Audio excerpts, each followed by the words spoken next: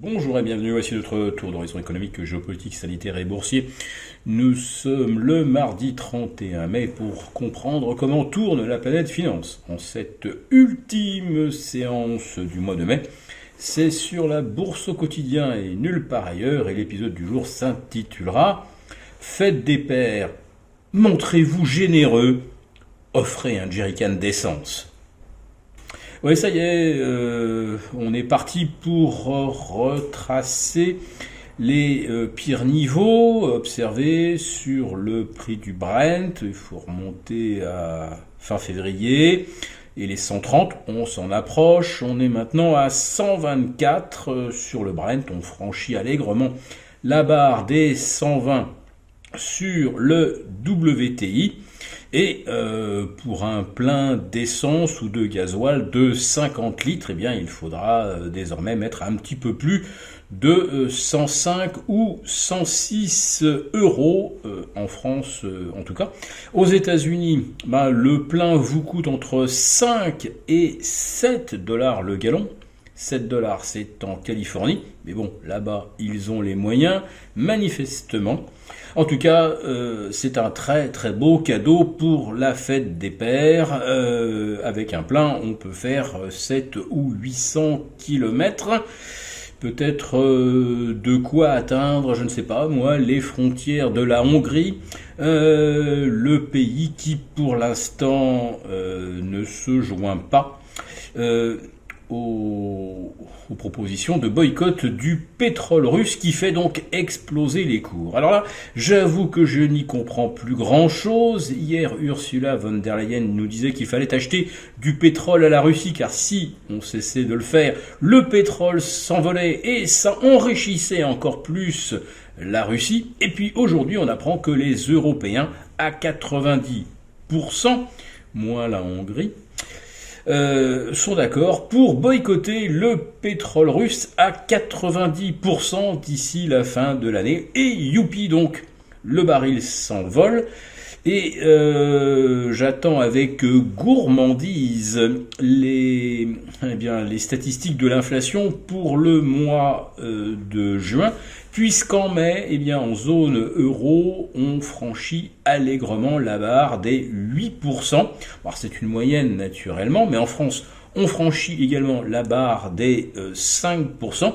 Et je rappelle que pour l'instant, en Europe, le coût de l'argent est toujours gratuit. Bon, pour revenir à cette histoire de on achète ou on n'achète plus de pétrole à la Russie, je me demande si c'est ou non un test d'intelligence, un test de QI pour voir si le cerveau des Européens est réellement carbonisé ou si nos autorités peuvent continuer de nous raconter absolument n'importe quoi. Alors le n'importe quoi, on en trouve à peu près dans toutes les catégories d'intervenants. Vous prenez par exemple Nicolas Bouzou qui cherche à nous faire des économies. Bien pour lui, il faut réduire la vitesse à 110 sur autoroute, réduire le chauffage dans les bâtiments publics à 19. Bon. C'est déjà le cas depuis, je crois, une vingtaine d'années, mais peu importe. Ce qui m'intéresse, c'est de savoir quelle sera sa préconisation fin 2022, lorsque le pétrole sera à 160 dollars le baril, grâce au super boycott européen. Est-ce qu'on ralentira à 80 sur autoroute, 40 sur route et 10 dans les centres-villes, et le chauffage sera réduit à 15 degrés dans les habitations et 10 degrés dans la chambre du petit dernier, et ça c'est pour punir la Russie. Et oui, constatant les conditions terribles que nous nous imposons en Europe, à la fin de l'année, oui, les Russes craquent littéralement.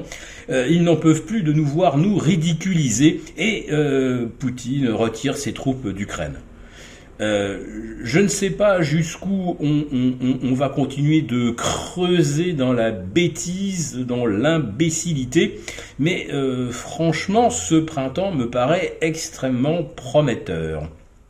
Allez, on va quitter un petit peu l'Europe pour jeter un coup d'œil du côté des États-Unis, où là, il semblerait que tous les membres de la Fed ne soient pas tout à fait d'accord sur l'hypothèse d'une pause dans la hausse de taux. Alors ça, c'était une des interventions de Raphaël Bostic. Lui, il voyait bien la Fed de faire le point à la rentrée.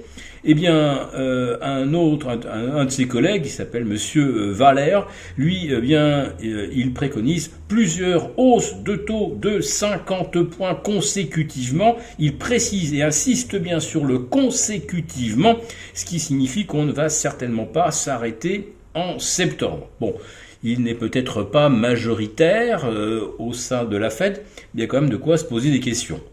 Et puis franchement, en Europe, où est-ce qu'on va avec des taux à 0 qui seront peut-être à 0,50 au milieu de l'été avec une inflation à 8%? Sincèrement, je n'ai jamais vu les Européens se tirer avec une telle allégresse une balle dans le pied. Donc voilà, en tout cas vous avez une bonne idée de cadeau pour la fête des pères. Un jerrycan, ça c'est vraiment un cadeau de prix. Si cette vidéo vous a plu, n'hésitez pas à nous mettre un pouce.